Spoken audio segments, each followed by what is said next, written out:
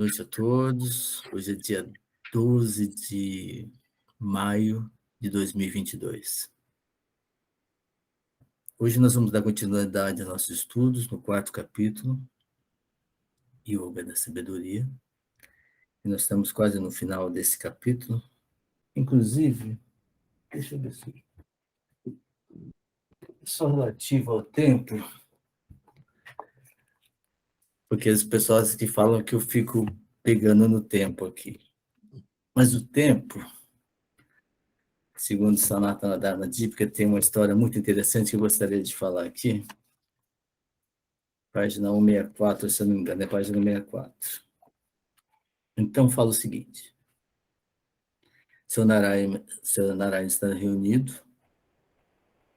e ele estava dando as instruções sobre o novo Dharma.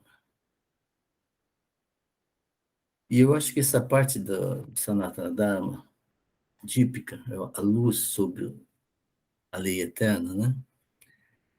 É um poema isso. É uma coisa muito bonita, de uma profundidade muito grande, e fala especificamente do tempo. Ele diz assim, seu Narayana: escutai, meus sábios, todos vós, cujos corações estão determinados a proteger o Dharma. Enquanto vos digo, quais medidas deverão ser adotadas para restabelecê-lo entre os homens? Existência e inexistência, prazer e dor, têm suas raízes no tempo. O tempo é aquele que faz evoluir todos os seres. O tempo volta a recolher em seu seio tudo o que brotou dele. E o tempo recolhe também sua própria energia de tudo o que destrói. O tempo produz todas as mudanças no mundo, benéficas ou não. O tempo origina todos os seres e o tempo os absorve. O tempo vigia, com olhos sempre despertos, enquanto os mundos dormem. O tempo é inflexível e ainda mais, impossível de ser vencido. O tempo desliza entre os seres criados, sem impedimento, imparcial e inexorável. Passado, presente e futuro, tal como são conhecidos agora, são somente criações do tempo. Então, deixemos que o tempo nos guie. Então, a gente está na parte, imagino que na parte final do quarto capítulo, eu pediria ao Rubens que, se possível, conseguisse fazer aí um apanhado do que a gente já estudou e partir da onde a gente finalizou na semana passada, se possível. Agradeço ao Rubens, agradeço a todos por estarem aqui e agradeço também a todos aqueles que virão a nos ouvir futuramente. Muito obrigado. Excelente noite para todos nós. Muito obrigado. Boa noite a todos. Então, hoje a gente finaliza o quarto capítulo, né? Jnana Karma, Sannyasa Yoga, que trata do conhecimento espiritual em ação, né? Que é, como eles chamam também, o yoga da renúncia da ação por meio do conhecimento. Nós já tivemos 2 encontros e hoje acho que a gente vai começar, se não me engano, do verso 29 do quarto capítulo. Até aqui o que nós vimos, resumindo em algumas palavras, né, foi que o Krishna se apresenta como um avatar. O texto mostra como, né, quando ele fala das suas encarnações anteriores e tudo mais. E ele mostra que a ação externa, simultânea com a renúncia interna, é o segredo do yajna que conduz ao puro yoga. Então, toda ação que é executada dessa forma, é, na verdade, uma forma de oração e contemplação, uma forma de meditação e, já entrando no tema de hoje, né, uma espécie de Shuddha Pranayama. Então, no encontro passado, o Vanildo fez referência a um artigo interessante, a gente costuma dizer o artigo de Sri Janardana. Sem querer ser desrespeitoso com o mestre, eu preferiria dizer que é um artigo onde Sri Janardana comenta o texto que ele leu de Hansa Yogi. E ele discute as ideias de Hansa Yogi.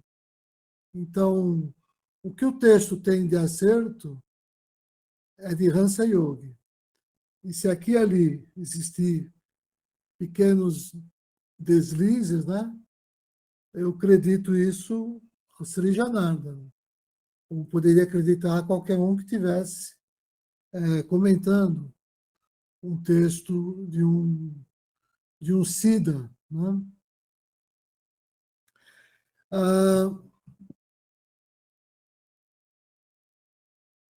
O texto, eu não quero falar muito disso, eu vou falar uns 2 minutinhos só, né? Ele trabalha com o próprio significado da palavra pranayama, né?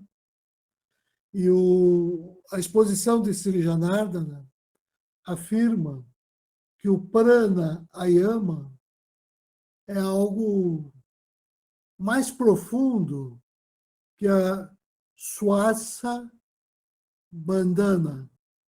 Swasa quer dizer respiração, e bandhana quer dizer controle, restrição, interrupção. Então, o pranayama é mais do que controle da respiração, que é como ele é definido na classe dos pranayamas paracríticos, os pranayamas da classe material, que não se preocupa com a questão do Ishvara, da própria divindade. Que é como a gente faz os exercícios, por exemplo, nas academias de Hatha Yoga, a gente faz exercícios físicos de pranayama. Né? Agora, o Sri Janardana lembra que o prana indica a força vital que ela é simbolizada pela consciência. Então, prana é a expressão ou aquilo que representa a consciência.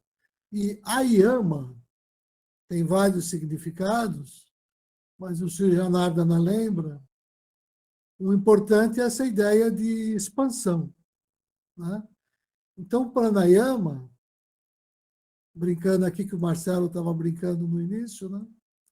Pranayama significa expansão da consciência, mas uma expansão com orientação, uma expansão com um certo direcionamento, né? Orientação da consciência para, por falta de melhor nome, para Deus. Né? Então, a gente já começa a entender o pranayama nesse sentido com os jnana yogis, ou seja, assim são definidos os membros da classe do Vedanta. E por que é que eles se diferenciam do Shuddha Yogis? Né? Os Jnana Yogis são do Vedanta. Como eles se diferenciam do Shuddha Yoga? Porque o grande Mahavakya da escola Vedanta é Brahman Satyam Jagat Mithya, né? Ou seja, Brahman é a verdade e o mundo é falso. Então, esses Gnana Yogis, eles se dedicam à prática da supressão das oscilações mentais, que lá no Yoga de Patanjali, nos Yoga Sutra, se diz Chitta, Vritti, Nirodha. Então, eles praticam esses pranayamas um pouco mais sofisticados do que os exercícios físicos de controle da respiração, que eles chamam de pranayamas da classe Atmya, ou seja, da classe religiosa, eu prefiro chamar, né?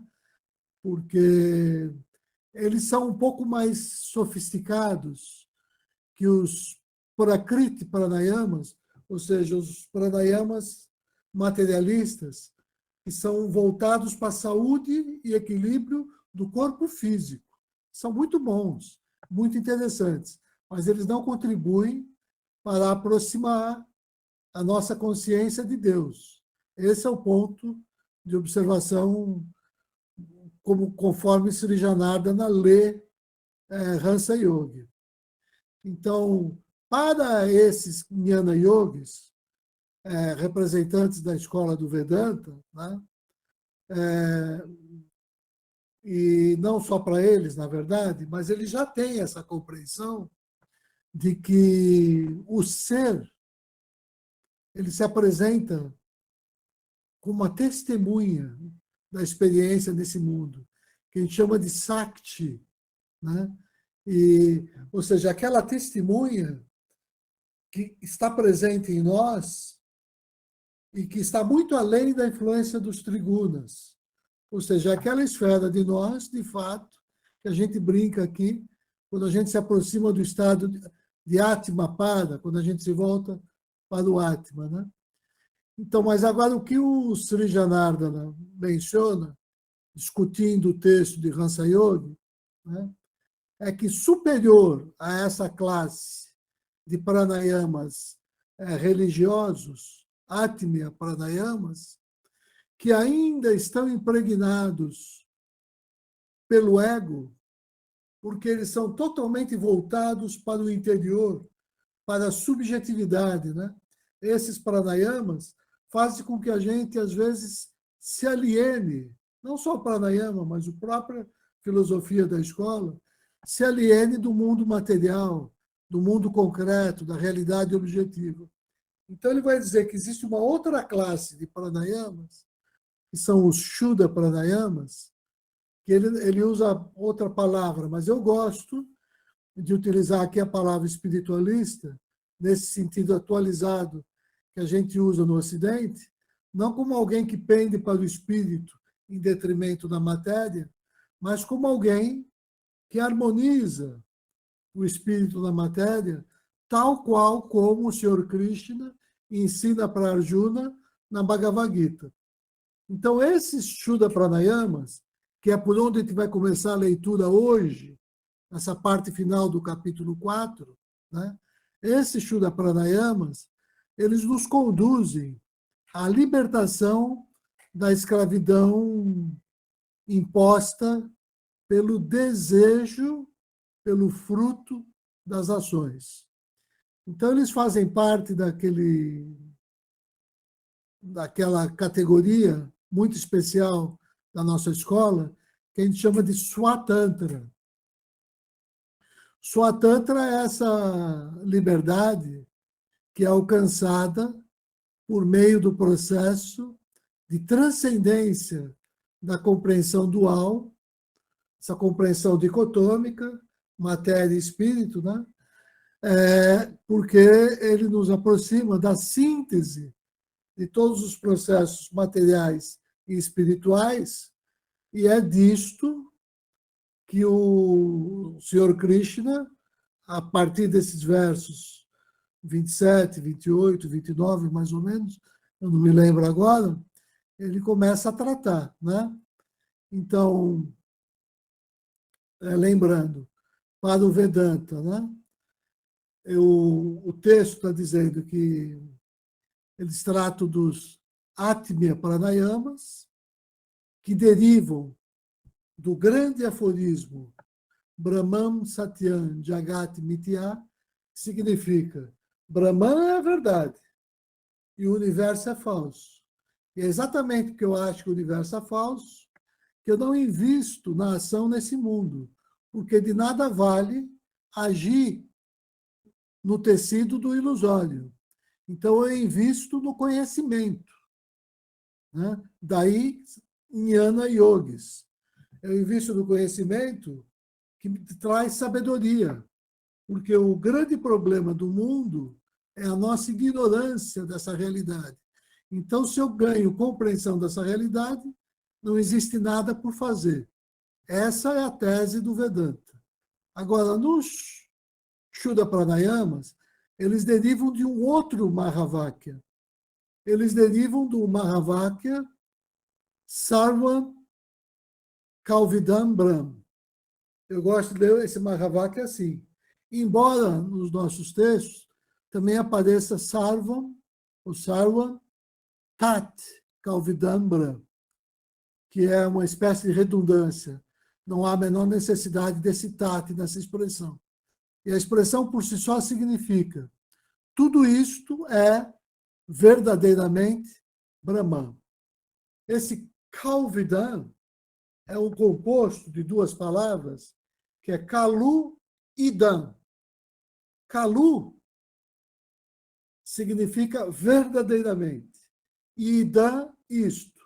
Quando eu junto o U final com o I inicial, vira um V.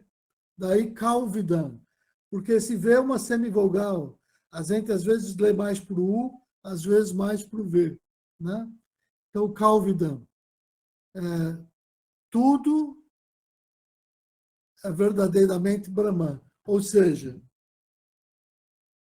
contraria o Mahavakya, o aforismo, o mundo é falso. O que se diz aqui, o mundo também é Brahman. Ele também é concreto. Daí a gente se relacionar com o mundo como o nosso guru. E esse mundo que a gente identifica, às vezes, com o próprio Senhor Tempo. Foi a chamada do Vanildo aqui inicial. Né? Então, e onde é que aparece esse grande Mahavakya? Né? Onde ele aparece? O Vanildo estava lendo ali uma passagem do texto que se chama Luzes sobre o Sanatana Dharma. Ou seja, essa síntese, esse resumo das partes essenciais de tudo que se considera Sanatana Dharma. Mas o que é que se considera Sanatana Dharma? Né? Obviamente, a tradição que era um pouco anterior à Gita, e que era composta principalmente pelas Upanishads. Né? Então, esse aforismo, Sarvam Kalvidam Brahm, ele aparece pelo menos em duas Upanishads. Na mais antiga de todas, que é a Brihadaranyaka Upanishad, aparece no 4º capítulo, e na Chandogya Upanishad, no 3º capítulo. Né? Então, é isso que eu tinha a dizer assim, para fazer um vínculo entre o texto de Sri Janardana e a leitura do nosso capítulo. E também lembro, para quem por acaso leu o texto conforme publicado pela Grande Síntese, né? Tomar cuidado, que aqui e ali tem alguns errinhos, e assim, a formatação não segue a convenção dos diacríticos, né?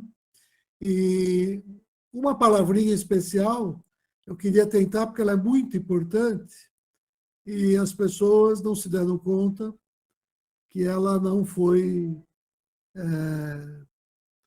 ela não está com a grafia correta. Em algum lugar do texto aparece Karmanya Dosha. Karmanya Dosha junto com Swartha Dosha. Dosha quer dizer esse mal, né? Esse mal. Então, na verdade, a expressão, os termos técnicos da instituição Não é Karmanya dosha, que fica sem sentido. Isso. É Karpanya dosha, né? Porque isso sim, essa expressão que a gente associa com Suarta, mas aí já é um outro assunto. E a outra lembrança, que vai aproximar do sentido do próprio Shuddha Pranayama, é a ideia de bhava. Bhava. O que é bhava, né? Augusto chegando. Então, bhava, você pode traduzir de várias maneiras, não tenha dúvida, dependendo do contexto. Mas o sentido geral é esse, como o Sri Janardana tratou. Ele prefere chamar de motivo. Eu já vi em outros textos a pessoa associar com a ideia de conceito, né? Daí a gente tratar do Bhavana como conceito da unidade, né? Eu gosto de usar uma outra expressão que também é totalmente legítima, que é a ideia de sentimento, né? Porque o sentimento é uma coisa que vai além do mero conceito, que ainda é mental, intelectual, né? E o sentimento é quando aquilo tocou o teu ser. Então, é isso que eu tinha para dizer. E agora eu vou voltar, então, para a gente fazer a leitura final do capítulo e abrir para as discussões. Então, como a gente sempre faz, como nós vamos pegar o verso 4:29, seguindo a nossa metodologia, até para criar uma espécie de bom hábito, né, da gente recorrer ao sânscrito e de ouvir, exercer a escuta em sânscrito, eu vou compartilhar aqueles dois sites, né, que facilitam o nosso trabalho de interpretação dos versos. Então, pronto. Hoje, antes eu vou ler aqui pela tradução do Florenstein. É o 4:29 que nós estamos, né? Então, o Florenstein traduz assim: ainda outros, dedicados ao controle da respiração, lançam como oferendas a inspiração na expiração e a expiração na inspiração, controlando o fluxo da inspiração e da expiração. E tem duas notinhas aqui, né, de rodapé para esse verso. A nota 30 e a nota 31. A nota 30 é interessante porque ela fala dessa palavra pranayama como sendo, exatamente como o Sri Janardana tratou no artigo dele, a junção dessas duas palavrinhas, prana ayama. E aqui observa que respeita o diacrítico, então a gente percebe como a palavra de fato é escrita, que literalmente ele traduz como extensão da respiração, ou seja, que é aquela ideia de expansão que Sri Janardana pretendia. E ele traduziu aqui por controle da respiração. Isso porque existe majoritariamente, né, na compreensão dos pranayamas, conforme a crítica do artigo, esse entendimento pracrítico do pranayama. Nem no nível atimia, nem no nível shuddha, mas no nível pracrítico. Então, é natural que quando o tradutor ou escola faça a sua opção de tradução, ele faça essa opção fundada numa certa visão de mundo, fundado no seu olhar, né? Então, daí ter se consagrado no mundo essa tradução como controle da respiração, ou seja, uma coisa meramente física, né? Respiração é um processo físico e o seu controle também. Então, e a nota 31 Aí é que ela já vai um pouquinho além, né? Porque ela lembra que o prana também representa esse sopro, esse alento e a própria vida. E é um termo que pode ser utilizado no sentido de força vital, que é como eu gosto de entender, né? Para facilitar a compreensão do Shuddha Pranayama. A tradução das Upanishads, bom, aqui já não interessa para a gente essa classificação, isso aqui já vem lá de novo dos pranayamas prakríticos, né? Que é consagrada no Hatha Yoga, por exemplo. Né? Você tem o que é prana, apana, viana, udana, samana, ou seja, são essas, dependendo do como é que por onde está passando, você vai dando esse nome, que é só quem domina essa fisiologia humana é que sabe interpretar isso bem, eu não sei. Né? E não é importante aqui. Porque é importante para a gente esse foco na ideia do Shuddha Pranayama, conforme a gente está discutindo. Né? Então, vamos ver no sânscrito, para ver onde isso aparece. Mas primeiro precisa aqui. Então, vamos ver agora.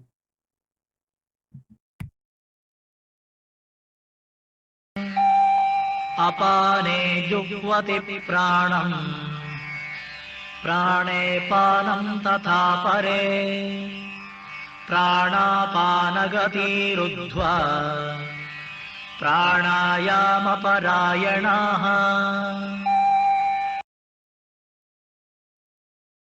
Pronto. Vamos dar uma olhadinha como ele faz a análise, né? A gente sempre tem a sintaxe e a gramática. Eu vou começar pela gramática, porque ele está falando, né? Como a gente já viu, está aqui, ó. Apana. Esse é o termo que a gente conhece. E quando ele lê lá no verso, aqui em cima, quando ele lê apane, ele está dando a função sintática, que é um locativo, é o caso 7, singular é o número 1, masculino. É porque é assim, né? E o que é que significa? Essa ideia do ar descendo, né? Essa respiração para baixo, uma tradução literal, né? E o prana, está aqui de novo, né? Ó, aparece como pranam, né? Está aqui, ó. Pranam. Por quê? Porque a palavra é prana, mas ela funciona como objeto direto ou indireto. É o caso acusativo. É o segundo caso.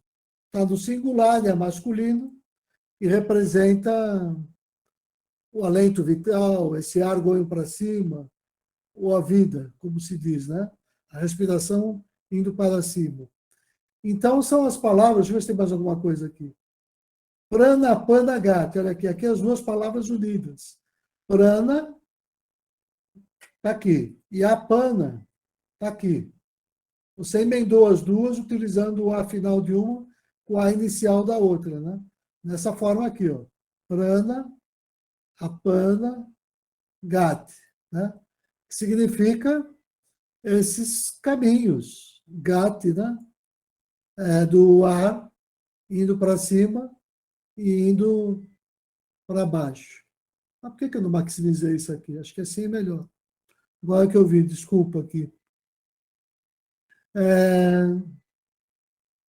Outra coisa importante é a palavra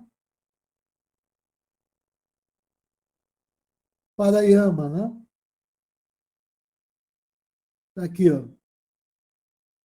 Essa ideia da via suprema, né? Da meta final, né? Então, como que o pranayama da classe Shuddha como é que eu relaciono isso com essa via que me aproxima da meta final, da realização? Quando eu faço a sintaxe, é que está em inglês, fica complicado, né? Mas ele vai tentar colocar as palavras aqui de um jeito que eu começo a construir a sentença a partir da gramática, da análise gramatical. Eu vou colocando as palavras de uma certa ordem, vou dando aqui um certo sentido, e aí eu construo a tradução. A tradução, agora eu vou ter que compartilhar de novo, que aqui, né?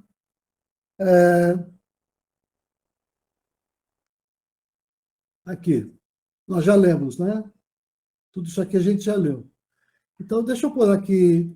Eu escolhi 2 traduções, tinha outras, mas geralmente eu escolho essas. Deixa eu pôr em português, só para dar uma ideia como eles traduzem, né? Nós já vimos isso também, essa ideia de dieta, ela não é só dieta de alimento físico, é dieta do alimento dos 5 sentidos. Você pode fazer essa metáfora para tudo que você experimenta pelos 5 sentidos, né? Outros, com dieta restrita, dedicam-se ao controle da respiração. Alguns sacrificam a respiração interna na respiração externa. Da mesma forma, outros sacrificam a respiração externa na inspiração. Alguns outros, parando o fluxo tanto da inspiração quanto da expiração, sacrificam as inspirações e expirações. Observa que essa tradução privilegia uma leitura e um entendimento que aproxima a ideia de pranayama da ideia dos pranayamas da classe física, ou, como o Sri Janardana chama, de prakrítico, né? Porque ele vai falar em controle da respiração, vai falar em... Ele escolheu na tradução uma certa interpretação que permitisse essas opções. Ele vai falar, inclusive, parando o fluxo da inspiração, ou seja, nessa coisa que é física, de você estabelecer todas essas modalidades de aumentar ou diminuir os tempos, né, da inspiração e da inspiração. Agora, olha que a outra tradução já é um pouco diferente. E aqui ele vai traduzir junto o 4:29 e uma parte do 30, juntos, né? Mas vamos ler como está aqui. Alguns sábios oferecem o prana no apana. Da mesma forma, outros oferecem o apana no prana. Tendo controlado ambos os cursos do prana e apana, os mesmos sábios, com seus desejos satisfeitos pelas atividades acima e com a sua alimentação restrita, oferecem os pranas em apanas, né? Então, está aqui o verso, que ajuda a gente a aproximar da ideia do Shuddha Pranayama, né?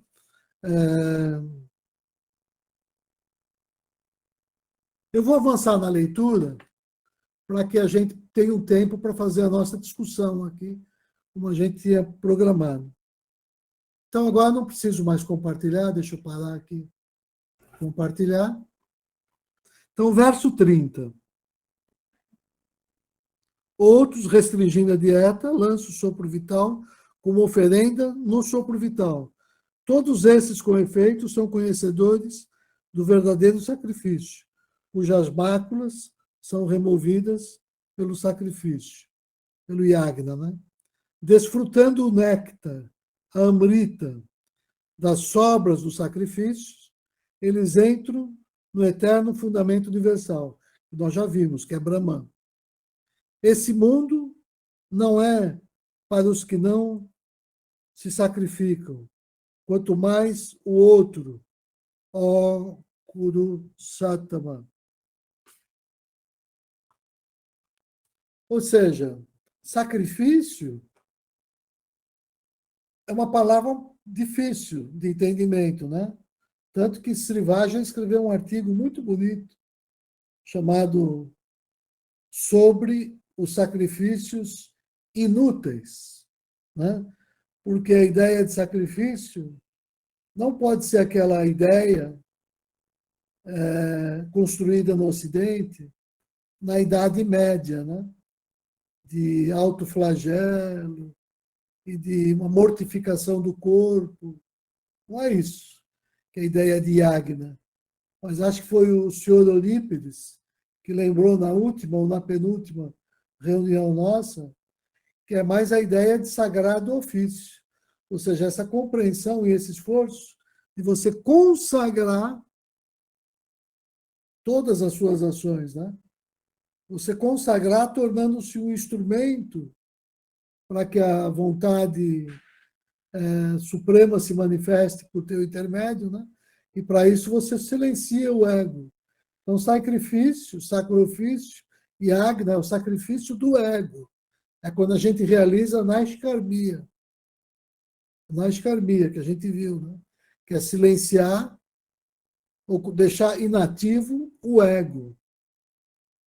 Aí, inativo num certo sentido, porque ele vai estar... É por intermédio do ego que o próprio ser se manifesta.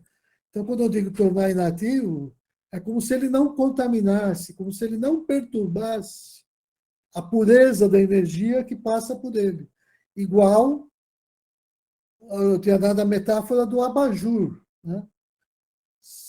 Um abajur bem limpo e transparente, ele deixa passar toda a sua luz. Mas se ele tiver com teia de aranha, cheio de poeira, é claro que aí você já dificulta a passagem da luz. Então, esqueci o nome agora, a cobertura do abajur, ela é o nosso ego. Então, a gente não vai destruir essa cobertura, mas ele tem que estar purificado. Quando ele está purificado, ele está nesse estágio que ele está quase que inativo, porque a ação dele se identifica com a própria expressão e vontade do Supremo. Então, 432. Múltiplos são, portanto, os sacrifícios distribuídos na presença do fundamento universal, de Brahman. Esteja cientes de que todos eles nascem da ação ritual. Conhecendo isso, será liberado. Nós já vimos também essa ideia, né?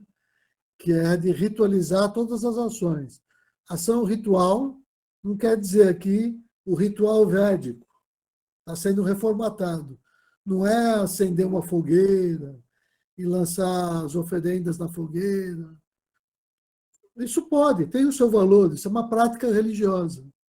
Mas ele está falando da prática espiritualista que transforma a sua vida num ritual, na hora exata em que você realiza no fogo do coração o sacrifício ou a oferenda do teu próprio ego.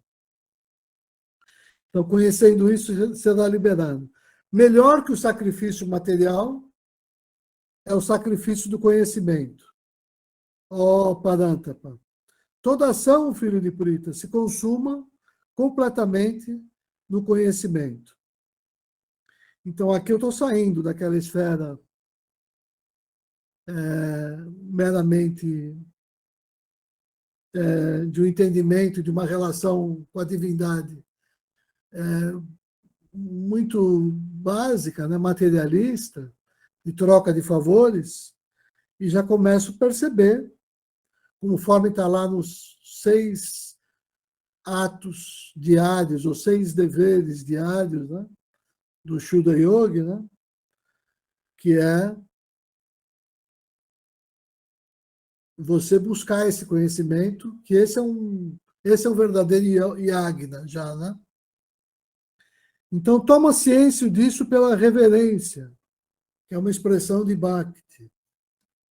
Toma ciência disso pela investigação, que é uma expressão de Jnana. E pelo serviço, que é uma expressão de Karma. Então, quando eu estou juntando essas 3 expressões, eu estou indo para a expressão Shuddha, né?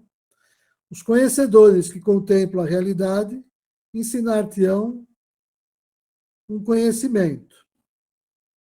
Vamos ver aqui. Então, o próximo verso.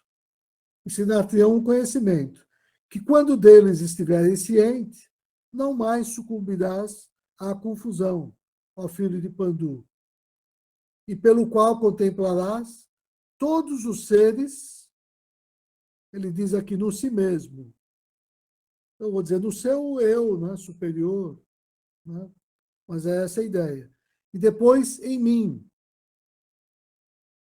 ou seja, no Atma propriamente dito, né?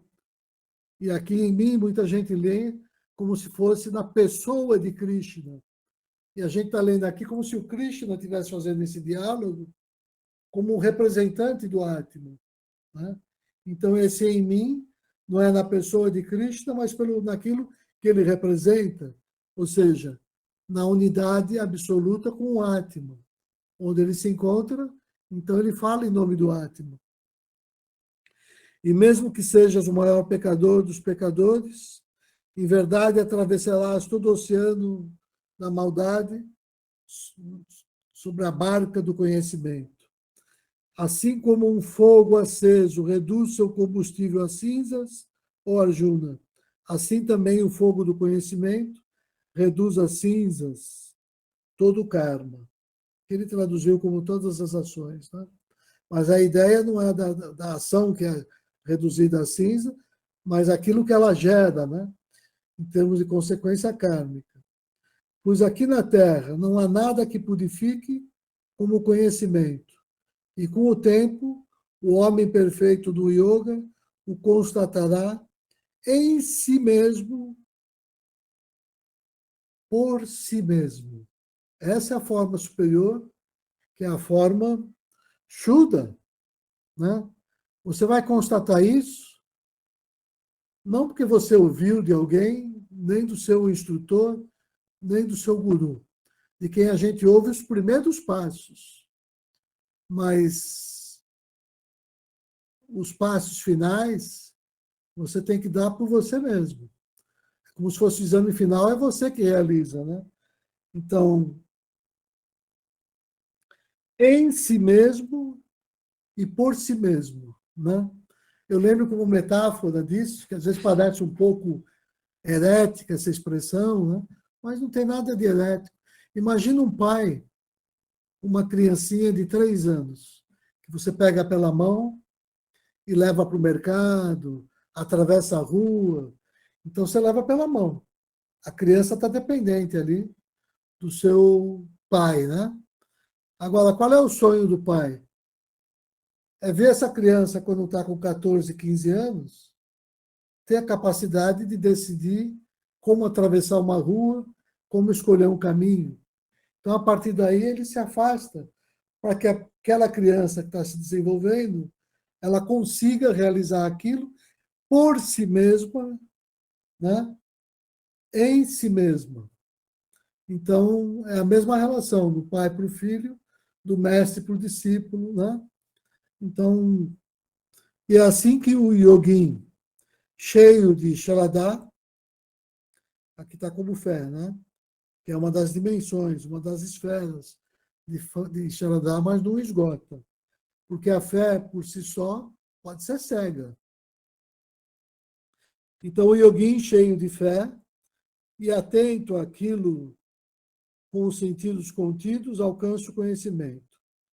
Tendo alcançado o conhecimento, logo alcançará a suprema paz. Olha só que interessante. Esse verso tem a nota de rodapé 37, que diz assim: sobre essa fé, tem esse autor aqui, Krishna Prem, ele comenta que ela não é a crença cega dos sectários, mas a firme aspiração da alma que busca dar a si mesma uma aspiração que seja ela própria um reflexo da sabedoria que ela prefigura. É uma definição de Sharadá. É uma espécie de definição, talvez não a melhor, mas é uma definição de Sharadá, né? Ou seja, quando eu falo fé, às vezes eu posso ter ideia de que pode ser essa crença que às vezes está em contradição com a razão, né? E aqui não. Ele está dizendo, não é dessa fé. É essa outra coisa, que aproxima daquele sentido que a gente já mencionou nos estudos anteriores, né? Então, já caminhando para o final do capítulo, o verso 40 diz: a pessoa ignorante, sem Sharadá e de alma cheia de dúvidas, perecerá. Para a alma cheia de dúvidas, não há felicidade, nem nesse mundo, nem no outro. Esse é um verso importantíssimo, mas também ele é capcioso. Porque eu não estou, nesse verso, afirmando que a dúvida é alguma coisa que eu tenho que combater a todo custo, que ela é um mal, né? Por exemplo, tudo aquilo que põe sob risco a minha fé, eu me afasto porque é o demônio, é o diabo que está me tentando. Então, eu não abro espaço para ele, eu me fecho naquele meu conhecimento dogmático. Não, isso é fé cega. Ele não está falando dessa dúvida, ele está falando do estado em que Arjuna se encontrava no primeiro capítulo. Olha, eu estou aqui, eu estou em dúvida, eu não sei como eu vou agir, eu vou para cá ou para cá. Mas eu não estou com medo de expor a minha dúvida. E nem estou com medo de falar, olha, eu tenho fé que o caminho é esse. Não, ele está dizendo, olha, eu tenho essa dúvida. Me esclareça isso para que eu possa juntar essa fé e compreendê-la de uma maneira racional, para que a fé, mais esse entendimento racional, devolva para mim a charadá que eu perdi. Né? Porque quando você encontra uma solução dessa, vou dar um exemplo, né? Que é o caso lá na Idade Média, você tem lá uma fé cega na ideia de que a Terra é o centro do universo e que tudo gira em torno da Terra. Aí o Galileu fica em dúvida. Aí ele pega lá os aparelhos dele e daqui a pouco ele tem esse insight de que a Terra gira em torno do Sol. Ah, foi um trabalho racional que modificou aquela fé cega ou compreensão anterior que ele tinha, e agora ele vai ter uma certeza, uma convicção interna, fruto dessa união, que é essa aposta que você tem nisso que você está sentindo, que é um outro tipo de fé. Agora é a fé interior, a fé em si mesmo, que isso que é Sharadá, e que faz com que ele ouse desafiar o dogma de fé da sua época. Né? Ele afirma contra a fé vigente, que a Terra gira em torno do Sol. Então, essa afirmação contra a fé é contra a fé, mas não é contra a Sharadá. É aí que Sharadá e fé se diferenciam. Porque Sharadá é essa coisa mais rigorosa e muito mais sólida, que mostra para a gente quando a nossa convicção é verdadeira, ela é certa, ela tem um nível de certeza muito maior do que a fé externa que a gente tem na palavra de alguém ou em qualquer texto, porque ela passou por esse estágio de certificação interior. Né? Então, o verso 40, ele está falando que não é bom ter dúvida, como estava Arjuna lá no início. Mas que você não vai fugir da dúvida simplesmente se agarrando na sua fé cega. Não, você quer agora saber a verdade. Você foi colocado em xeque, você está num dilema. Você não vai fugir dessa questão. Né? Você não vai fechar os olhos e dizer, eu aceito como um dogma de fé e não vou deixar que esses pensamentos dublem a minha mente. Você vai dizer, pelo contrário, eu quero que você esclareça todos esses pensamentos que estão vindo à minha mente, que é o que o Senhor Krishna faz, revelando o Shuddha Dharma, que é o esclarecimento das dúvidas de Arjuna. Né? Então, aquele que renunciou à ação por meio do yoga, cujas dúvidas são dissipadas, olha só que importante, cujas dúvidas são dissipadas pelo conhecimento,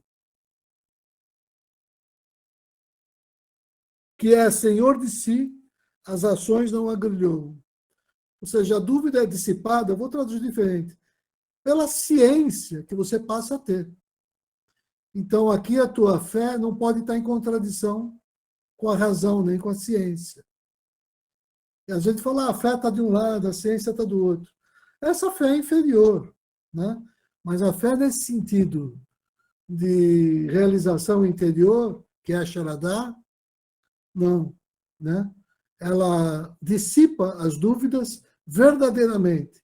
E não porque eu fecho os olhos, porque eu não tenho coragem de confrontar os meus fantasmas e as minhas dúvidas. Portanto, decepando com a espada do conhecimento essa dúvida nascida da ignorância e sediada em teu coração, recorre ao yoga, ó descendente de Bharata, que é exatamente o que ele vem fazendo, né? Pronto. Peço desculpa, essa vez eu não consegui colocar ainda no ar o vídeo do último encontro, eu tive uma semana muito difícil, mas eu espero agora devagarzinho e colocando as coisas em dia. Então eu coloco o último vídeo e logo também esse. Assim, quem perdeu, não pôde estar aqui, vai ter como, se tiver interesse, recorrer ao vídeo para ver as nossas discussões. Desculpa, Vanildo, te interromper. Imagina. Obrigado, Rubens. Obrigado pelas colocações, pelas informações, pela forma como você tratou esse capítulo, né? Então, assim, eu ia até dar um toque para as pessoas. A gente tem usado o Feuerstein, né? E eu costumo colocar aqui, nós distribuímos uma tabela para vocês, né? Então, a tabela está, o que cada capítulo está numa Gita que está na outra. Então, eu costumo colocar o que está numa na outra e o que está na outra numa, que fica bem mais fácil para você ir acompanhando, e às vezes você vai lembrando de capítulos que estão lá e você pode procurar mais facilmente, né? Então, é bem interessante isso, porque você enriquece muito a compreensão tanto de uma Gita, quanto da análise de uma, quanto a análise da outra. Porque uma a gente está ela é mais fácil. E aqui você olhando, às vezes você nem percebe que esse versículo está num capítulo específico da outra Gita. Então, é só um toquezinho assim que eu acho que é bem importante. Vou te fazer uma pergunta, Rubens. Por que esse capítulo é chamado capítulo da sabedoria, do conhecimento transcendental e da... Por quê? Então, Vanildo, como eu disse, né, é, não é o título não foi dado pelo autor do texto, se é que teve um único autor. A Gita, como a gente sabe, é uma passagem do Mahabharata, e lá ela simplesmente está dentro de um capítulo maior, e ela aparece lá numa sequência de versos, que você recortou isso, tirou do Mahabharata, ficou um livro à parte, e aí você foi estudando por sessões, de acordo com as diferentes escolas da época, e elas foram dando títulos que faziam sentido para essas escolas. Eu não sei dizer se esses são os melhores títulos ou não, nunca me preocupei com isso, né? Então, essa pergunta é como se teria que ser feita para quem deu esses títulos em especial, né? Agora, eu tenho, assim, algumas, que é o que nós, que é como a gente mais ou menos foi lidando. A gente lidou com a ideia de que quando você vai tratar com esse modo de agir no mundo, né, você está pondo em prática esse conhecimento, né? Ou seja, você está falando de uma prática, ou seja, de uma ação, mas que é com conhecimento, né? E que envolve uma certa renúncia. Então, são as três palavras-chave: conhecimento, ação e renúncia. Então, essas três palavras-chave do texto, né? Porque, agora, por que colocaram, eu não tenho a menor ideia. Obrigado, Rubens. Tanto é que, porque na nossa Gita, na Gita do Siddhartha, tem um capítulo específico para pranayama, né? Que é o 14º capítulo. Então, para a questão de estudo, para a questão de um entendimento mais fácil, talvez seja essa a questão, né? E que não aparece nessa outra Gita como algo tão proeminente. Se a gente não tivesse, se não tivesse alertado que se tratava de pranayama, a gente não tivesse, talvez não tivesse estudado, assim, dado uma ênfase tão grande nesse aspecto dessa Gita. Enquanto que da Shuddha Dharma tem um capítulo específico só para estudo do pranayama, né? Só uma pequena parte, então, já que você mencionou, então tem direito à tréplica, né? É,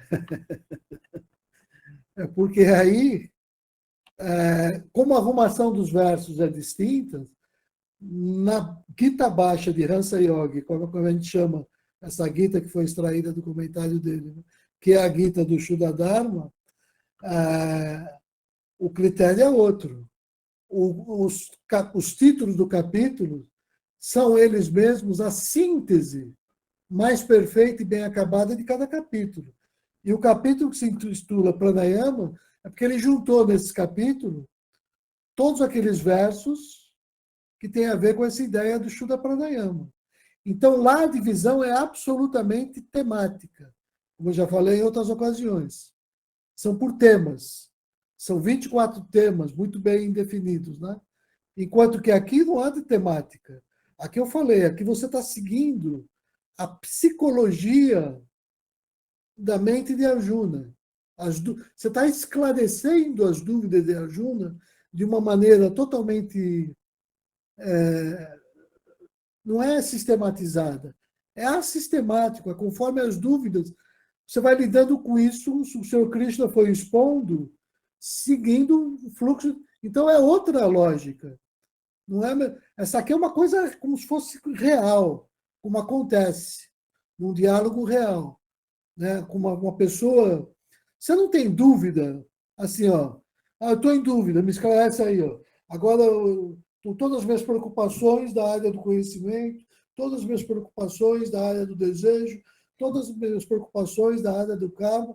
Você não tem dúvida tão sistematizada. Se você tivesse dúvida assim, você não tinha dúvida. Já está tão sistematizado que você já chegou à solução, né? Então, a construção do Shuddha Dharma, ela é valiosa porque é sistemática, mas é claro que ela é mais artificial em relação à realidade do mundo concreto. Provavelmente, segundo o argumento de Hansa Yogi, é uma compreensão que ele tem lá dos planos acásicos, como isso ficou registrado lá, né? E essa outra Gita, ela tenta representar uma coisa que tem a ver com a crise existencial de Arjuna. Você não tem crise existencial de forma metódica. Não existe isso. Então, essa Gita é diferente. Então, lá, os versos de Pranayama estão todos juntos. Aqui, o Sr. Krishna vai construindo argumentos, mas vai respeitando as colocações do Arjuna. Mesmo assim, você tenta dividir. Você vai dizer que os 6 primeiros capítulos se referem ao conhecimento, os 6 seguintes àquilo. Você ainda tenta isso. Mas, como eu falei aqui de início, eu mesmo não compro isso. Eu leio que o capítulo 2 é a exposição sintética, nessa Gita de tudo, e do 3 ao 18 é a exposição analítica, esclarecimento das dúvidas. Né? Diagnóstico, prescrição e tratamento. Essa é a forma que eu leio essa Gita. Agora a gente vai abrir para quem tem alguma observação, perguntas ou algo que sentiu que tenha relevância para nos ajudar. Por favor, Augusto. Boa noite, desculpa o atraso. Rubens, boa noite. Boa noite. Quando você mencionou o exemplo do Galileu, na hora me veio um sentimento de que a gente está num processo contrário, oposto, né? Porque naquela época ele enfrentava os dogmas da igreja através da ciência, né? E parece que hoje a ciência tomou o lugar da igreja e a ciência vê pensadores como nós, como se fôssemos dogmáticos, né? Em que sentido? Quando você vai estudar a filosofia da mente, a primeira coisa, o primeiro texto da filosofia da mente é o dualismo cartesiano. E já tem, sabe aquela coisa de escola sem partido? Você já tem uma interpretação enviesada porque eles começam, e não estou exagerando, tá? Assim, não é que eu fiquei chateado, porque não, é assim que eu tive a aula, com mais de um professor. Qual é o erro cartesiano? Tudo bem, você tem um erro categorial dele ele aplicar uma categoria aristotélica que era da substância extensa para substância pensante. Então só que por conta de um erro categorial, né, que é mais uma questão formal, vamos dizer, eles invalidam, né, no ponto de assim, hoje você acreditar em alguma coisa que não seja matéria é muito complicado, né? E isso porque a minha linha de pesquisa é a filosofia da mente, filosofia da consciência, né? Isso tá assim, você é discriminado, né? Então nós somos o oposto. Como é que você vê isso? Acho que Eu você vejo muito tranquilo, eu vejo isso de uma maneira muito tranquila. Acho normal e verdadeiro. Não sei se ficou claro para todo mundo, mas a tua observação ela é pertinente e correta, né? E isso a gente vê na área de filosofia com a seguinte afirmação, né? Se eu fosse falar hoje, né, num grupo da própria filosofia mesmo, ou da ciência, eles dizem, mas você é metafísico, você fala de coisas que não têm existência nem realidade. E Deus está morto, já afirmou Nietzsche. Então, a gente não pode levar em conta nada disso, né? Então, tem aí uma certa dose de verdade. A ciência avançou muito por esse caminho, né? E ela caminha célere, avançando, né? Em direção ao precipício. Em direção ao precipício. Porque mais um pouco só vai explodir o planeta e a raça humana vai ser extinta. Enquanto você não perceber que essa razão iluminista, né? Essa razão da ciência, enquanto ela não se render ao luz do coração, enquanto você não fizer isso, que é o yoga, né? Que é você iluminar a tua razão com a luz do coração, a ciência que você produz é uma ciência interessada a serviço de grupos, uma ciência que tem vínculo com ideologias, se é a tecnologia também, se é fábrica de cigarro é uma coisa, se é fábrica de arma é outra. Então, não existe uma espécie de neutralidade na ciência.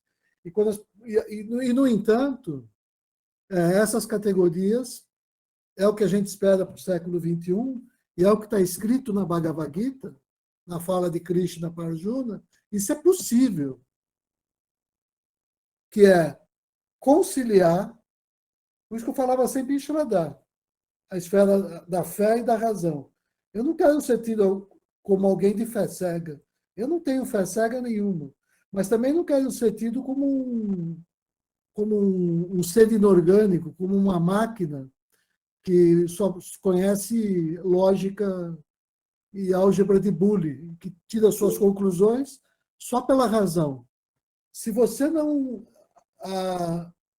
trouxer o amor para a ciência, a tua ciência não vale nada. Esse estágio a ciência ainda não alcançou, né? Eu acho que esse passo está sendo dado aos poucos. Daí está nascendo a ecologia, daí está nascendo essas disciplinas onde você já fala, né? Você tem lá Maturana, você tem aquele pensador que trabalha na biologia, Antônio, esqueci o nome dele agora, não sei se é Antônio Nobre, que vai falar como é que o amor se expressa, ou até as relações de ajuda, de colaboração, se dão entre as espécies e tudo mais. Então, esse preconceito, na verdade, só para terminar, passar a mão para a Cássia, né? Eu vou te falar, ele é legítimo e vem de um trauma medieval que aconteceu no Ocidente, quando houve essa separação forçada, mas necessária, entre a igreja e a ciência. Porque a igreja, ela queria controlar tudo. Aí a ciência, com Galileu, falou, não, nós somos a ciência. Então você cuida das tuas questões e nós cuidamos da nossa. Esse acordo de cavalheiros foi para que a igreja não fosse engolida pela ciência, já que as verdades que ela falava não continham verdades nesse mundo do concreto. E ela se detinha, então, naquele âmbito das verdades do espírito, onde a ciência não poderia falar nada, porque sobre o espírito, quem é que pode discutir alguma coisa? Então, falou, você fica com um campo e fica com o outro. Só que essa separação artificial mata na ciência o seu espírito, né? Porque esse trauma que aconteceu no Ocidente, né, um dia vai ter que ser superado. E a superação vai ser para que essa aproximação natural entre as esferas do que é material e do que é espiritual trabalhe em harmonia, sem eu precisar ter aquela visão dogmática. É como se tivesse igual a todas as radicalizações. Né? Quando eu vou muito para um polo, depois eu tendo para o outro. Então, mas dentro da própria dialética da Gita, a gente sabe que da tese, a antitese, depois os caminhos de síntese. Então, eu espero que esse início do terceiro milênio seja exatamente o momento de superação dialética desse olhar, dessa filosofia e dessa ciência que, se a gente pegar aquele livrinho do Thomas Kuhn, né, esqueci o nome agora, que fala sobre as quebras de paradigma, né, como é que a ciência avança, a gente percebe que ela está se aproximando de se tornar uma ciência espiritualista. Mas a Cássia, que é cientista, levantou a mão, eu não sou, então não vou ficar criticando. Apesar de, às vezes, gostar de criticar mesmo, eu tenho que me controlar. Vou passar para a Cássia. Por favor, Cássia. Não, eu não é questão de ser cientista, mas acho que eu entendo o que o Augusto está falando, porque na universidade parece mentira, Augusto, mas assim, o pessoal da área de ciências, a parte de ciências da natureza também, a parte de biologia, como Antônio Nobre, são as pessoas que mais estão se aproximando dessa questão de trabalhar com amor. Por exemplo, Antônio Nobre, ele é um biólogo e ele é um estudioso da Amazônia. Eu acho que vale a pena ler. Se vocês colocarem Antônio Nobre no Google, tem textos muito bonitos do como ele fala da Amazônia e da Terra, né, que ele considera como um organismo vivo. É muito diferente da ciência que eu peguei no início da universidade. Está mudando muito. E agora, na área de humanas, a gente tem uma dificuldade muito grande para fazer qualquer coisa diferente. Eu vou dar um exemplo. Quando nós começamos a falar parece que está saindo fora do contexto, mas eu acho que tem tudo a ver com o que a gente está vendo aqui, porque nesse capítulo que o Rubens falou, eu vejo o Krishna transmitindo um conhecimento imenso para o Arjuna, que está tirando uma série de dúvidas, né, de como agir no mundo, de como ele do conhecimento que ele tinha de outras vidas e tudo mais, né? Eu acho muito bonito esse capítulo, quando o Vanildo perguntou por que esse título, né? Assim, parece porque ele está falando sobre essas questões, então eu sei que fala ao longo de toda a Gita, mas é muito forte. Para mim, esse capítulo é muito forte também. Mas eu vou dar um exemplo. O pessoal da área de humanas, eles têm uma dificuldade muito grande, eles não têm coragem de falar, e muitas pessoas da área de ciências também, mas já tem aqueles biólogos, o pessoal da área de ciências matemáticas, neurocientistas, que falam de uma forma diferente. Até eu me lembrei, Rubens, daquela professora indiana, a pesquisadora que vinha para o hospital Einstein, que trabalhava com meditação, que sabia que isso provocava uma melhora nos pacientes, várias técnicas que não eram aceitas pela ciência. e que hoje o pessoal não consegue explicar ainda, o que eu acho até natural. Mas tem um resultado empírico, então alguma coisa está acontecendo ali, que as pessoas melhoram com uma série de técnicas. E quando você quer fazer alguma coisa nova na universidade, qualquer mudança, a maior resistência que a gente tem é do pessoal da área de humanas. É impressionante, sabe? Às vezes eu falo com meus colegas, a gente vai tentar construir cursos novos na área, em um campus diferente do Rio de Janeiro. O pessoal da área de humanas não vai. A gente tem hoje um campus em Macaé, na UFRJ, que não tem um curso da área de humanas, porque eles estão assim, como se eles já estivessem satisfeitos com o que eles têm. A gente não, a gente quer ver, mudar, interagir, ter cursos interdisciplinares, transdisciplinares. Então, eu percebo que isso acontece muito na universidade. E aí eu tenho uma posição. Por exemplo, eu não vou ficar falando de Bhagavad Gita na área de química, mas eu sei que a minha ação é que vai dizer muita coisa. Como eu ajo no mundo, é isso que é o mais importante. É isso que faz com que as pessoas passem a acreditar que você tem alguma coisa diferente. E aí as pessoas vêm perguntar: por que você trabalha dessa forma? Por que você age desse jeito? Eu acho que isso que é o mais importante, é a ação. É não ficar falando, sabe? Muita gente fala muita coisa e não faz na prática. Então, eu acredito nisso também, da ação no mundo. Yoga, né? A maestria na ação, qualquer que seja ela. É isso que eu acho também. Assim, é como eu penso.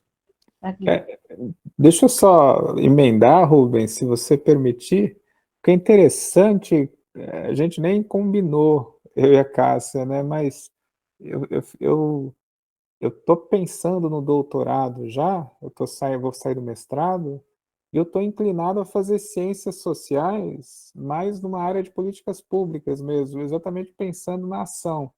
Porque eu fiquei um pouco desanimado de fazer doutorado em filosofia, seguir com dentro da Unesp ou de outra casa, eu acho que eu me frustraria. E eu andei tendo contato com alguns temas de ciências sociais que eu acho que consigo emplacar políticas públicas, uma coisa bem pragmática, assim, sabe? De fazer projetos não só sociais, mas projetos econômicos sociais. É uma coisa bem praxis mesmo, assim. Vamos ver. Vamos ver se eu consigo emplacar. Mas é só porque coincidiu com essa sua opinião, Cássia, de que humanas tá meio árido o negócio. Ok. Obrigado, pessoal. Alguém mais quer? Dona Maria, tudo bem com a senhora? Está tudo tranquilo por aí? Tudo. Então, eu gostaria de falar também. Pois não. Primeiro, eu queria falar sobre. Vou ver se eu consigo juntar minhas ideias e explicar. Primeiro, sobre a renúncia. Eu entendi que a renúncia aqui, ela não é aquela renúncia que. A ideia da renúncia, de abandonar, de deixar. Essa renúncia é você deixar uma ação para outra, em prol de outra, que vai te trazer conhecimentos, melhoramento, enriquecimento. Por exemplo, eu tenho quinta-feira, nesse horário do nosso encontro, eu tenho aula de Zumba, que eu gosto muito, mas eu renuncio à aula de Zumba para ficar no nosso encontro, porque eu acho o nosso encontro sensacional e aqui eu vou adquirir conhecimentos, eu vou aprender, eu vou enriquecer com todos vocês aqui. Aí também outra coisa que eu queria falar era sobre a meditação na ação. Tudo aquilo que a gente faz com amor, com carinho, com dedicação, a gente está agindo no caminho certo da meditação na ação, o que a Cássia falou muito bem, muitíssimo bem. Então, era isso que eu queria falar, do conhecimento da ação, da renúncia. Achei fantástico esse capítulo 4º, o que eu pude conseguir aprender, entender. Então, é tudo isso, queridos. Ai, que Então, legal, você né? você gostou da Zumba, né, seu Juazeiro? Aqui a só não perde caloria, mas que a senhora... Mas é muito bom mesmo que todos se sintam confortáveis aqui. A ideia é essa mesmo. A gente quer que todos se sintam confortáveis. Viu, Luiz? Pode falar, então. Fique confortável e fale. Paná. Não, Vanildo, tô feliz hoje, estando de gente aí hoje, né? Escutando. Eu acho que eu não tenho nada para falar, acho que está muito claro, né? Tá muito claro isso, assim, o Rubens consegue trazer uma, uma fala que permite a gente olhar para isso na prática, né? Então, quando esse olhar da gente sacrificar o ego, essa coisa de da gente olhar para essa Xeradá, todos esses conceitos, né, que são profundos, mas de uma maneira simples, que a gente pode trazer para a nossa vida. Eu não tenho muito a acrescentar, não tem nada para acrescentar, né, na verdade. É só para dizer que eu estou satisfeito com o estudo desse capítulo e me trouxe muitas luzes, né, muita clareza em algumas coisas. É só isso. Obrigado, Vanildo. Muito Obrigado. obrigado pelo seu acréscimo, Fernando. Alguém mais deseja falar?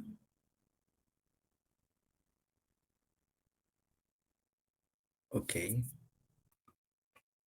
Eu vou pedir, então, para o senhor Eurípides. Realmente estou muito feliz. Eu acho que a gente tem que acrescentar felicidade aqui. Dona Maria, hoje também tinha um jogo de São Paulo, né? Vou confessar uma coisa para a senhora. Nem sei o resultado aqui, mas a verdade é que eu Renunciou, renunciei também ao jogo. mas em prol de uma coisa, né, sensacional, Espero que... fantástica. Eu, pelo menos, estou muito feliz aqui. Não sei do jogo, não sei o resultado, mas sei que aqui eu estou muito feliz. Eu acho que a gente tem que acrescentar felicidade em tudo que a gente faz. Tudo, tudo, tudo, tudo. Verdade. Tudo, né? Então, é uma palavra que para mim está sendo muito... Eu vou usar muito e pretendo praticar. E vejo que a Gita me ajuda muito nisso. Tirar a Juna daquele... Pois não? Não, Vanessa, eu estava falando que depois, quando o Rubens sobe os vídeos, eu sempre ouço. Às vezes estou na cozinha, eu ponho para ouvir, aí parece que eu estou ouvindo mais coisas diferentes outra vez, porque é impressionante a Gita. Cada vez que a gente lê, a gente descobre uma. Cada vez que a gente ouve, a gente descobre uma coisa. Então, eu sempre gosto de ouvir pela segunda vez. Até porque às vezes de manhã você está com a cabeça mais fresca e você fica tá menos cansado, aí parece que você capta outras coisas. Né? É verdade, é verdade. Então, assim, eu até pus hoje o nosso chamado aqui, a gente se sente feliz quando nos reunimos, é o que acontece de verdade. Pelo menos eu sinto isso, né? Não posso falar para ninguém, mas eu falo por mim. E é importante, isso torna leve uma coisa que poderia ter uma divergência de ideias que poderia ser de outra maneira, mas por algum motivo específico, não acontece. O que acontece é que cada um expõe aquilo que entendeu, do modo como compreende, como percebe, porque eu acho que é o coração de cada um da gente agindo. O ego saindo um pouquinho de lado para que possa entrar a luz dos entendimentos dessa Sagrada Escritura. Né? Então, eu sou muito feliz por a gente estarmos reunidos todas as quarta-feiras e andando, caminhando. Cada dia um passo, cada dia um passo, cada dia um passo. Obrigado a todos. Quinta-feira, Vanessa. Hã? Quinta? Eu estou pensando no jogo. É verdade. Então, obrigado. Senhor Lips, eu gostaria que o senhor, se quisesse falar alguma coisa, fique à vontade e, se puder encerrar, com muita felicidade e amor, como de costume para todos nós. Agradeço o Rubens, Fanã, Marcelo, senhor Lips, Augusto, Cássia, Dona Maria, Suzy e eu mesmo que estou aqui. e todos aqueles que porventura vierem assistir aqui, que se beneficiem de tudo isso que foi dito hoje. Muito obrigado. Senhor Nicolas, por gentileza. Bom, boa noite a todos. Que maravilha estarmos novamente juntos, né? Isso é um motivo de muita alegria para todos. Referente ao pranayama, eu acho que é muito importante a gente prestar atenção como funciona esses pranayamas. Começando no pranayama pracrítico, nós sentimos que esse pranayama ele traz um benefício enorme para todos nós. Principalmente o pranayama abdominal, o diafragma. Ele nos acalma, ele nos ajuda muito. E depois tem o pranayama atmiya. Esse pranayama atmiya, ele é usado na Shuddha Dharma até a 6ª lição. Nós usamos muito esse pranayama. Por quê? Porque quando nós pronunciamos um mantra inspirando, e depois nós fazemos a retenção, recitando outro mantra mentalmente, e expirando também outro mantra, isso vai nos levar ao nosso ritmo de pranayama, de respiração.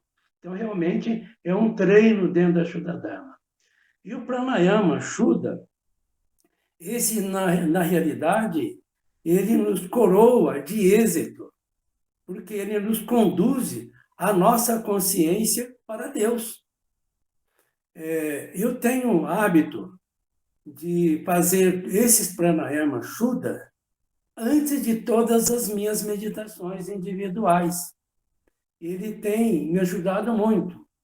E eu vou dizer como que eu faço. Como, de fato, o Shuddha Pranayama ele é puramente mental, nós não envolvemos a nossa respiração simplesmente mentalmente. Então, primeiramente, eu só presto atenção na minha respiração sem deixar ela como ela está, quer dizer, no ritmo da natureza. E depois eu sinto um formigamento no Ajna, entre as sobrancelhas. E depois eu sinto uma energia no Sahasrara. Então eu sinto essa energia cósmica, o prana divino, a Shakti divina, me compenetrando. Então eu me sinto assim envolvido com essa energia. E como, de fato, essas 3 energias, ela tem o período de inspiração e retenção e expiração, que em Sankara é Puraka, Kumbhaka e Reshaka. Então, depois, no caso da minha respiração Shuddha, que eu estou recebendo essa energia, e todos nós receberemos, ela nos cura, ela nos limpa de todas as enfermidades. E dá para perceber claramente isso. E depois, no processo de retenção, você vai ficar na plenitude, sentindo essa energia em todo o corpo. Então, você sente a plenitude. E nesse processo é um pouco mais demorado, em sentir, de fato. Não só pensar, porque meditar não é pensar. Meditar é repousar a mente em algo do ardor de glória e de bênção. Então, nessa meditação, nós vamos repousar nessa plenitude de Deus, que nos preenche essa energia cósmica, o prana, aliás, a Shakti divina. E depois, ao expirar, eu procuro eliminar todos os meus defeitos. Então, aí, a gente vai eliminando tudo que realmente nos incomoda, que nos atrapalha essa conexão com o Shuddha Pranayama. E então eu acho não, no Bhagavad Gita diz o seguinte, que é tríplice, o portal que leva à perdição, que é a paixão, a ira e a cobiça. E aí a gente lembra, no caso da paixão, que do apego surge a paixão, da paixão surge a ira, da ira a perca de discernimento, o intelecto se debilita. Então, de fato, nós precisamos fazer um esforço de eliminar todos esses nossos defeitos. Eu gostaria, como a Cássia falou, que nós não vamos ficar falando em Gita, mas muitas das vezes alguém nos pergunta e é necessário que a gente explique. Houve uma experiência minha há uns 25 anos atrás, no caso da colheita de café, nós contratamos, às vezes, o turmeiro, e ele, então, vai lá 2 dias, 3 dias, e não tem como você registrar todas as pessoas. E nesse processo de colheita de vários anos, que dura pouco, 2 meses, por exemplo, você faz a colheita, vem pessoas até os vizinhos, por exemplo. E houve um caso que tinha uma pessoa que trabalhava no sítio, vizinho lá do meu sítio. E ele trabalhou para mim 3 anos. É uma pessoa fantástica, eu paguei direitinho para ele, tudo o que nós combinamos, mas depois que ele mudou desse sítio vizinho, ele me levou na justiça, e exigindo um absurdo. Ele trabalhou, de fato, 2 meses em 3 anos. Se você somar, daria 6 meses de trabalhos, já tinha recebido. Então, eu recebi a comunicação do advogado e procurei o advogado juntamente com essa pessoa. E essa pessoa, então, lá perante o advogado, eu perguntei para ele: "Ó, Benedito, por que você fez isso?" Ele me disse: "Orips, eu estava precisando de dinheiro. A única maneira que eu achei foi levar o senhor na justiça." Falei: "Você não precisava de fazer na justiça, que se você tivesse pedido, poderia ter colaborado com você." Bom, aí nós conversamos amigavelmente e tal, e o advogado olhando para mim, o nosso diálogo. E aí acabamos fazendo um acordo ali, ele ficou satisfeito, todo mundo ficou satisfeito, e o advogado perguntou assim para mim: "Senhor, qual a religião do senhor?" Eu falei: "A minha religião é Shura Dharma Mandalam." "Mas o que é isso?" Foi uma ciência sintética do absoluto. Então, eu expliquei o que era a Shura Dharma para ele, e ele ficou muito interessado, e eu enviei um Bhagavad Gita para ele. Falei: "O nosso futuro é a Bhagavad Gita." Então, na realidade, em qualquer situação, nós precisamos de dar exemplo dessa ciência maravilhosa que é a Shura Dharma Mandalam. Então, é só isso que eu gostaria de dizer. E você quer que eu encerre também a nossa reunião, Vanildo? Por gentileza, senhor. Se ninguém mais quiser falar, podemos encerrar, então. Obrigado, senhor Ives. Vamos, então, nos conscientizarmos deste momento, onde que nós somos muito gratos por todos esses ensinamentos, todas as pessoas as quais contribuíram e que contribuem para esse crescimento de todos nós, especialmente o Rubens e o Vanildo. Vamos, então, mergulharmos dentro de nós mesmos, entrando em contato com o nosso Atman, que é o próprio Deus que habita dentro de nós. E vamos pronunciar por 3 vezes o Pranava Om, o nome sagrado de Deus. Inspiremos.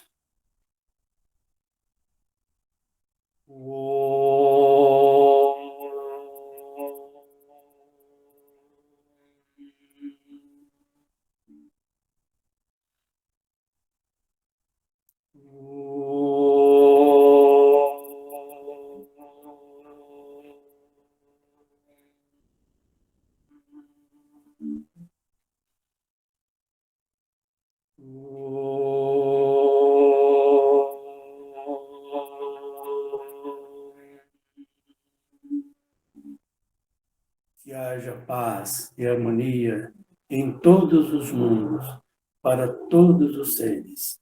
Namastê. Namastê. Namastê. Boa semana a todos.